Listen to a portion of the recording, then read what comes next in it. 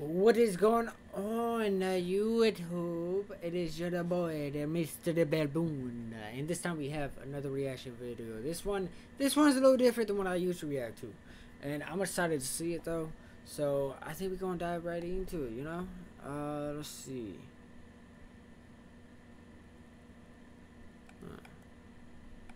Interesting. So first off, I want to say make sure you guys do subscribe. Ring the bell, like the video, let me know what you guys think in the comments and the description.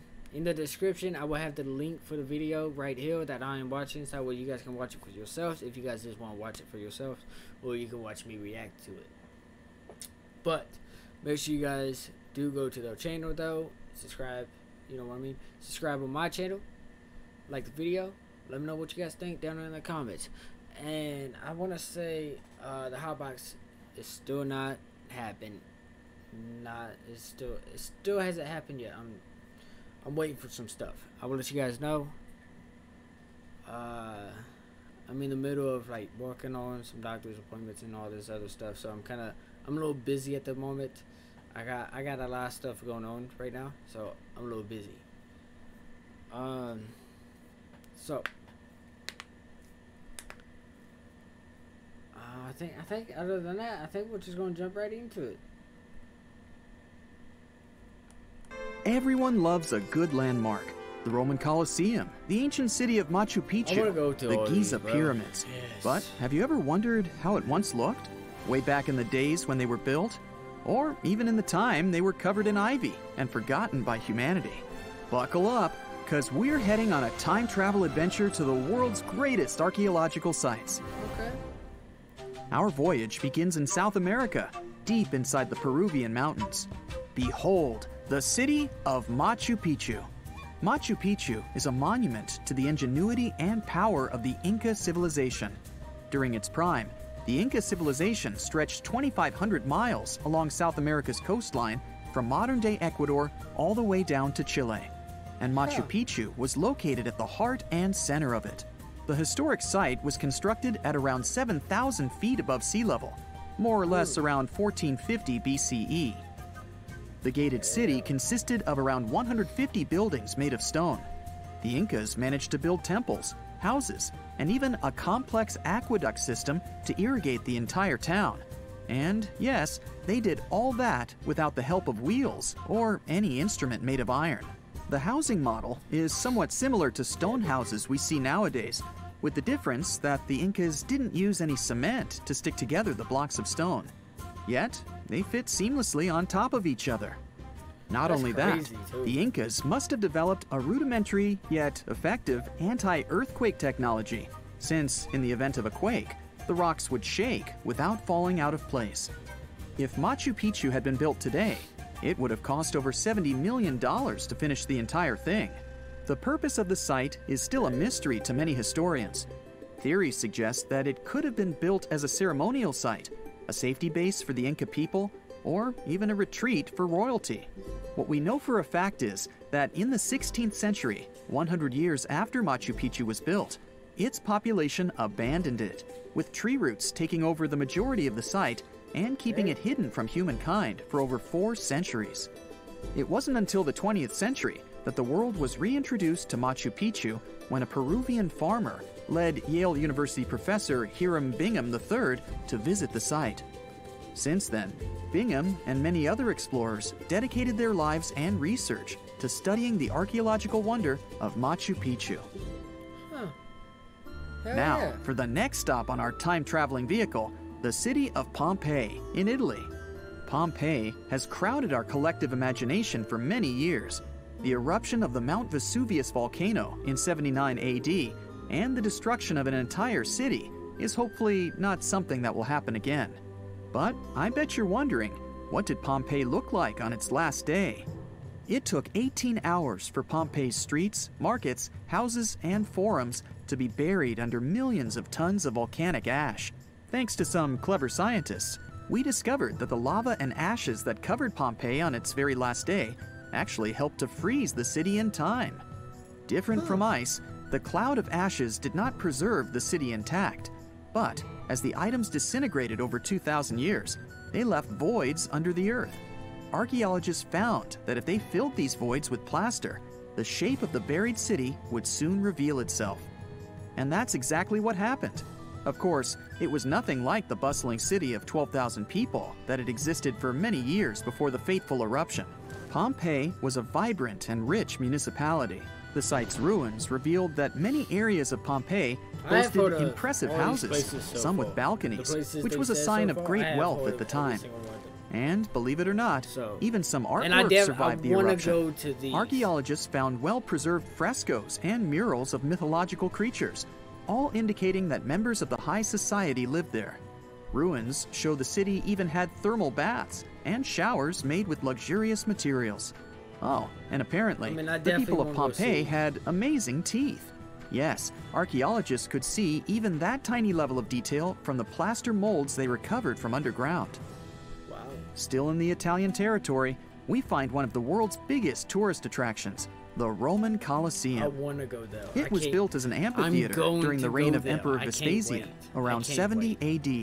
It wasn't until 80 AD that Vespasian's son, Emperor Titus, inaugurated the Colosseum. The monument was something to behold, with 157-foot-tall walls, over 80 entrances, and the capacity to host 87,000 people. All social classes and groups were welcome at the Colosseum, and this partly explains why it flourished for so many centuries. During the decline of the Roman Empire, around the 6th century AD, the Colosseum started being neglected and abandoned. The monument was looted, and some of its columns and stones were used to build infrastructure elsewhere. Only 1/3 of the original Colosseum still remains, and if it's big now, imagine what it once was. Greece was home to one of the world's largest empires. At the height of this empire, literally and historically speaking, more or less 2,400 years ago, the Greeks built a citadel known as the Acropolis. The Acropolis, which is composed of historical buildings, is considered to be one of the biggest landmarks of Western civilization to date. Tourists that visit the capital city of Athens today may be faced with yellowish and broken pillars of the Parthenon, standing way up high in one of the city's hills. But way back when it was built, between 447 and 432 BCE, the imposing and majestic Parthenon was purely white, as the entire monument was built with gleaming white marble. The statues inside were made of gold. Oh, wow. The Parthenon is a 23,000 square foot temple held up by 69 marble columns. The largest blocks of marble are massive, weighing around 10 tons each. And the most surprising fact is that the marble didn't come from Athens, but from a nearby site that stood 10 miles from the Acropolis, known as Mount Pentelicon. Historians intrigued by where the primary material for building the Acropolis came from found tiny and big blocks of marble all scattered around the floor of Mount Pentelicon. There was also a paved road that the Greeks had built to carry the rocks around. Wow. That is so cool.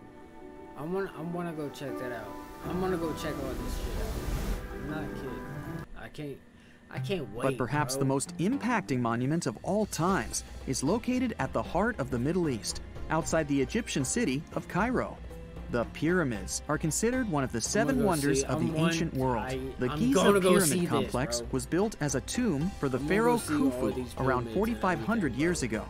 Between 20 to 30,000 people took part in the construction process.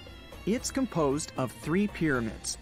The massive monument is made out of approximately 8,000 tons of granite and over 550,000 tons of mortar, which gives it the appearance it has today. Would you believe me if I told you that the pyramids didn't always look like this? Far from it. They were shiny white with a golden triangular tip at the top. This is because the Egyptians used over 6 million tons of limestone to cover the entire rocky, step-like structure, all so that they could gleam white under the unforgiving sunlight of Egyptian skies. The Pyramid of Khufu remained the tallest structure on Earth made by humans for over 3,800 years. It was the only 8-sided pyramid in Egypt and was believed to align with Orion's belt. It's considered to be the most aligned construction facing north. In 1979, it was inscribed on the UNESCO World Heritage List. Let's head on down to the Indian city of Agra to quickly visit the Taj Mahal. You may wanna know go it to as the the Taj, Mahal, too. but it can also be called by its more endearing name, a teardrop in the cheek of time. The Taj took over definitely 22 gonna go years check to this out, build too. and was commissioned in 1632 by Mughal Emperor Shah Jahan as a declaration of love for his third and favorite wife, Mumtaz Mahal. Yeah, I didn't know that. It was made with ivory white marble, and amazingly, due to tight conservation, it still remains very similar to what it was when it was built. I think all this talk of landmarks got me thirsty for some traveling. What about you? Right? Tell us in the comments below if you've ever visited some of these sites, or which interesting landmarks you'd add to the. I definitely want to go check this out.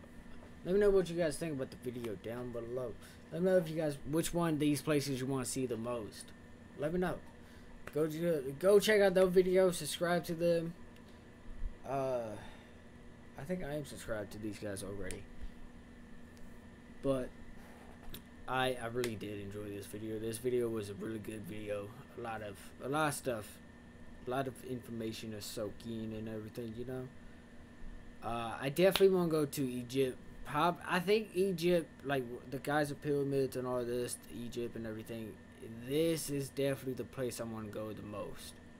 Egypt is definitely the place I'm going to go most. And hopefully it will be the first place I go. Then I'm going to go to all these other places and check out. I can't wait. And hopefully by that time, I might even be vlogging. Who knows? Or that might start my vlogging. Who knows? You know? But I will see you guys in the next one. Make sure you guys stay safe, stay positive. I'll catch you in the next one. Let me know what you guys think down below.